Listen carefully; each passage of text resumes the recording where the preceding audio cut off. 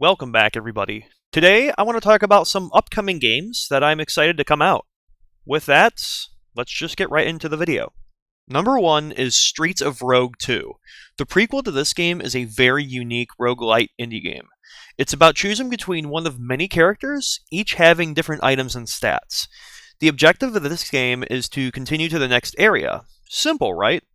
However, each character has their own quest that needs to be done prior to leaving. You can play peacefully or be a wave of destruction. The game is your sandbox, so you gotta do whatever you gotta do to complete the quest. And there's plenty of different modifiers and stuff that make each one feel different. And as I said, since it's roguelite, it is a randomly generated world every single time. And I believe there are abilities that you upgrade between runs. The sequel seems very similar, but looks a lot better and has vehicles. I highly recommend anyone who likes roguelites to check out Streets of Rogue. Number 2 is Zoocosis.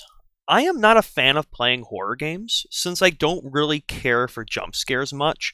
I'll watch YouTubers play them though, but this game, however, looks really cool. Seems like the gist of the game is looking for treatment for a mutating disease that zoo animals have. I'd love to record my reaction trying this game out, as it has a very different and unique setting to it that I haven't really seen in other horror games. Number 3 is Titan Quest 2. I personally love Greek mythology, so I knew I was going to love this game. The first one has a lot to it, even though it shows its age as an older ARPG. This does not take away the great gameplay that Titan Quest provides. There are a lot of classes in this game, and what's cool is that you can merge any two at once and then mix and match abilities between the two to have a weird mastery combination.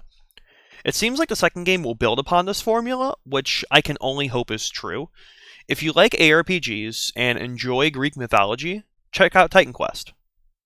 Next are a few RTS games. I have a love for them, so of course there's going to be a few that I'm excited for. Tempest Rising reminds me of the old Command & Conquer games. I'm down for anything that has the same feeling as that legendary RTS. The gritty color palette and supposedly dark storyline are definitely drawing me in. There is a demo as well, and I'll have to give it a try. Stormgate is another sweet-looking RTS game.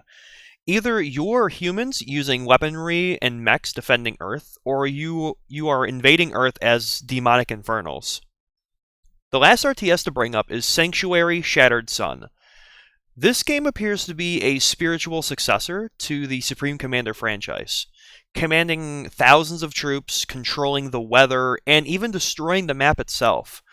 The strategic zoom is also supposed to be a big feature as well, and I'm really curious as to how that plays into the game.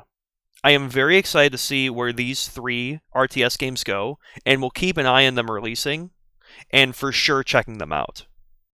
After those 3 RTS games, next on our list is Deep Rock Galactic Rogue Core.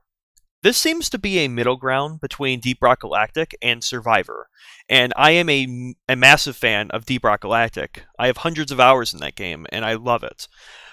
I'd prefer if this was just a game mode added to the regular game, but when it releases, I'll surely pick it up if it ends up being very good, and I'll give it a chance. Lastly on my list is Killing Floor 3. I've put a lot of hours into both 1 and 2, especially the second game.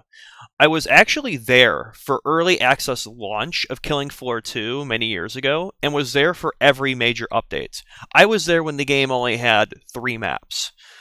Watching the game get more and more content over time. The game, to this day, is still so much fun to play. It's a shame that the multiplayer in both games aren't very active anymore, but you can still find players if you look hard enough. The games aren't dead by any means, but they're nowhere near as populated as they used to be. Happy to say that Killing Floor 2 does still get updates, and has a workshop for a bunch of maps to play on. There isn't much info in Killing Floor 3 yet, other than the teaser trailer and a brief description. Since both of the other games were legendary, I'm really hoping this next game will be the same. With this being said, these were the upcoming games that I am excited for.